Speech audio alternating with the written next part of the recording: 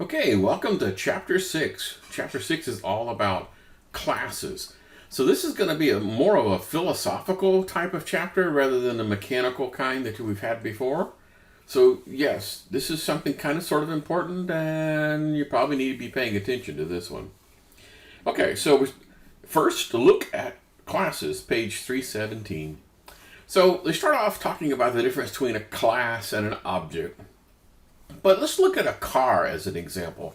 The car is made up of individual pieces that operate independently. I mean, you have the braking system and you have the cooling system, and the two aren't really related, right? I mean, they share no parts or anything like that, and yet you need all the parts to work. Okay, kind of makes sense? So lots of independent systems, and they all work together for a common goal, right? But to be able to successfully drive a car, do you need to know how all those things work? Do you need to know how the cooling system works? Or the braking system? Or the steering system? Or the accelerator pedal? I mean, they give you a test? No, you don't need to know any of that. So to be able to use a car, you don't need to know how it works behind the scenes. So that's the philosophical concept of abstraction. Abstraction means I don't need to know what's going on behind the scenes. And the little catchphrase that I use is don't bother me with details. Meaning that this is a good thing.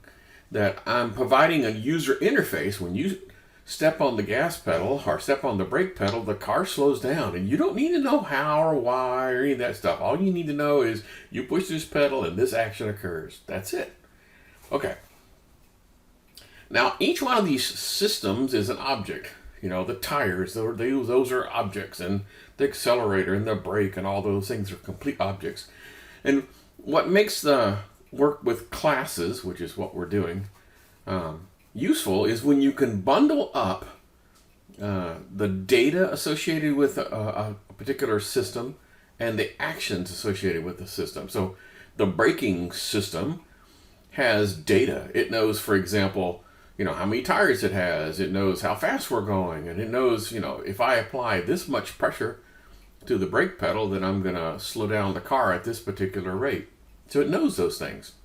And then it has the ability for user input, like the brake pedal. So it bundles together the things that it knows, the calculations on how to slow the car down.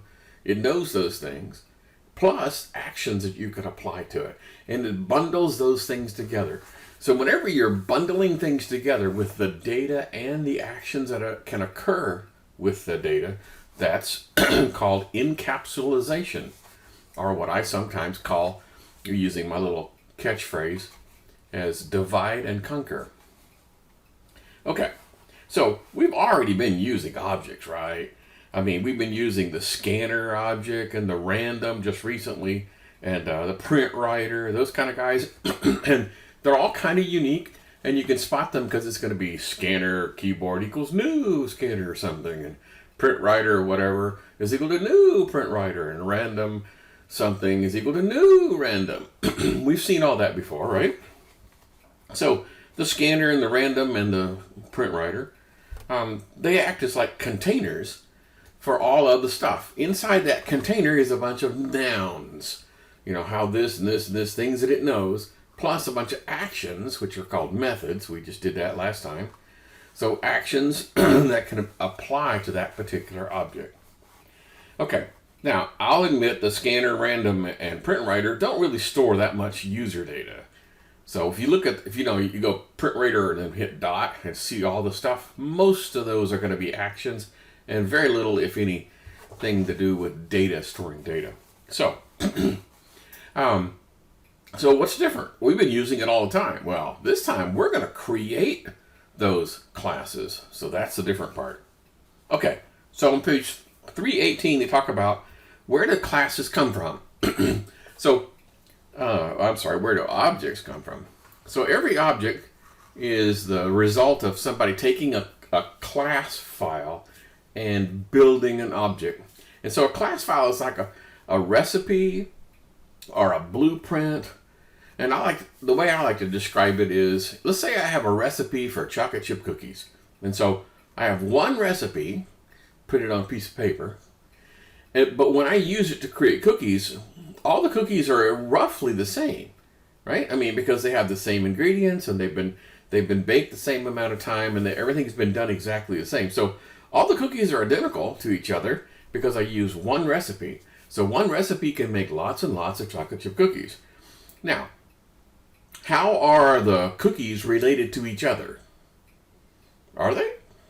I mean, if I pick up one chocolate chip cookie and take a bite out of it, do all the rest of the chocolate chip cookies automatically have a nice little crescent shape cut out of them all instantaneously? No, of course not. That's dumb. So each one of these things are separate. If I was to have building a house. So I have a blueprint and I build 4 houses out of that. The 4 houses are going to look an awful lot alike. They're going to have the same ingredients, the same actions and things, everything else. But they're 4 separate houses. Okay, cool. Okay, so how are the cookies related to each other? Well, other than the fact they came from the same recipe, that's about it. I mean, you could ask the cookie, hey, who built you? And the cookie would say, well, I'm using recipe number 42. And so you could check to see, oh, there's another cookie over here, who built you?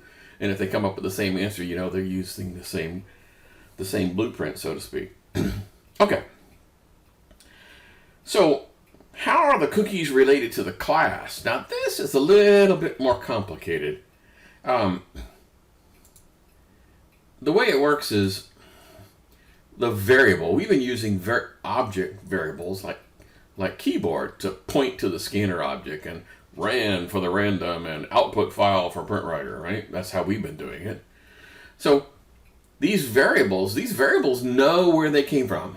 Okay, so these are cookies, okay? And these are recipes. So how does the cookie know, how is the cookie related to the recipe? Well, to tell you the truth, it's not related in real time, it's related to something that happened in the past.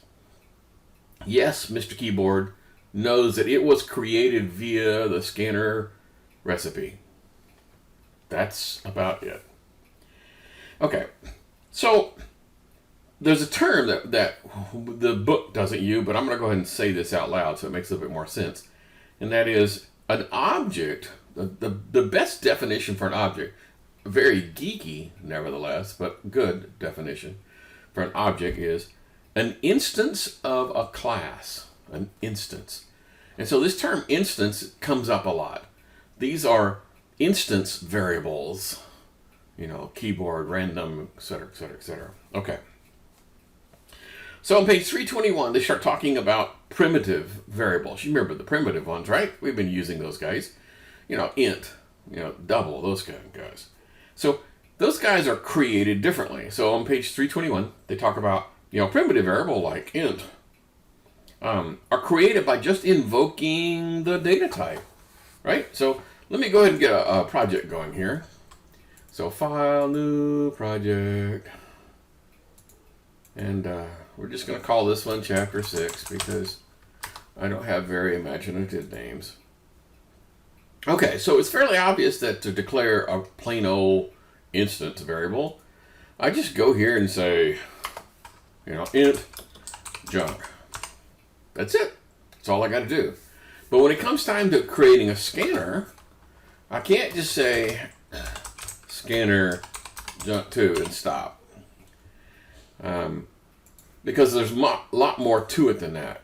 Okay? So when I'm dealing with classes, I have to do it a different way. I have to say equals new scanner, and then, something else. In this case, system.in. Okay, so it's fairly obvious that a simple primitive variable is easy to do, and all these class things require this new keyword to be able to pull it off. Okay, some people actually say, I need to new up a scanner, using new like as a verb, which is kind of weird. I need to new up. Get me a new scanner. That makes a little bit more sense. So, one more time. Why does the word scanner appear twice in line 24? All right, at the first time it appears, it's being used as a type. And the second time it's being used as instructions on how to build the thing. And that thing is called a constructor. Now, we haven't used that term before, so this is new. So once it's being used as a type, the second is being used as a constructor. Okay, that's the answer to that guy. Now, if you're pretty smart, you've been keeping up and you're going, wait a minute. You told us that string was a class and not a primitive type. And yet I don't have to go in here and do something like this. I don't have to say string junk 3 is equal to new string. You know, I don't have to do that. Well, that's true. And I suspect it's because the people who made Java just had pity on you and said, look, we're going to be using string an awful lot. So why don't we just make it easy and you just type it the way you've always typed it and we'll catch that and fix it for you behind the scenes.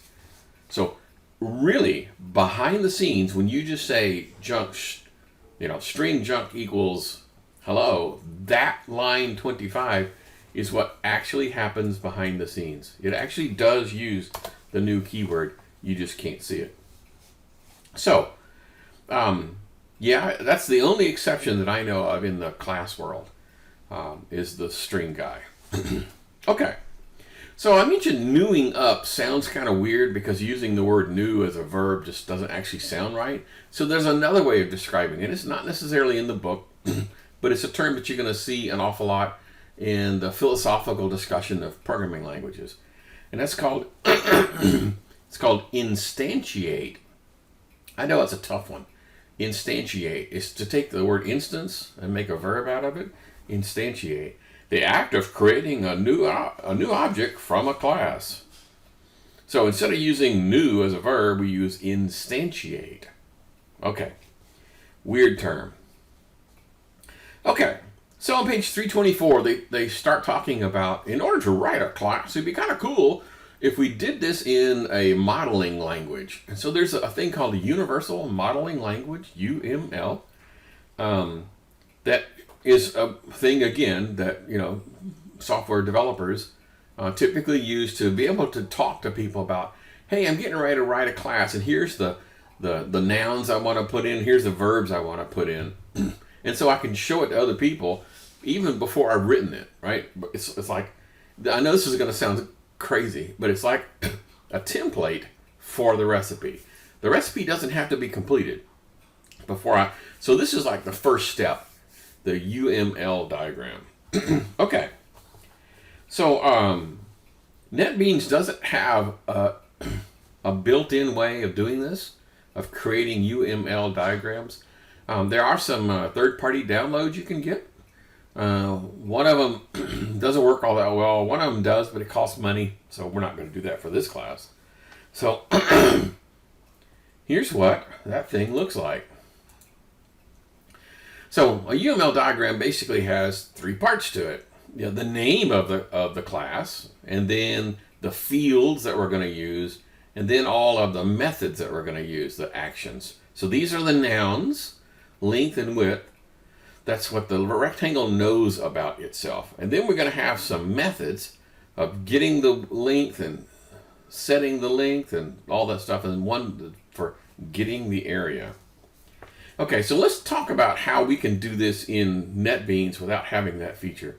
So over here, under this navigator, when you switch to the member view, you get to see this little cool thing right here. And this thing is the closest we have to a UML diagram. So I still call this little thing in the corner, I still call this the class diagram. And you're probably going to have to be paying attention to this part, because later on in assignments, I'm going to give you a copy, a graphical view of this thing and saying, make sure your application follows this class diagram. So you need to be able to know how to read this thing. And we're going to spend a great deal of time talking about that in just a few. But as usual, we're coming up on the 15-minute mark.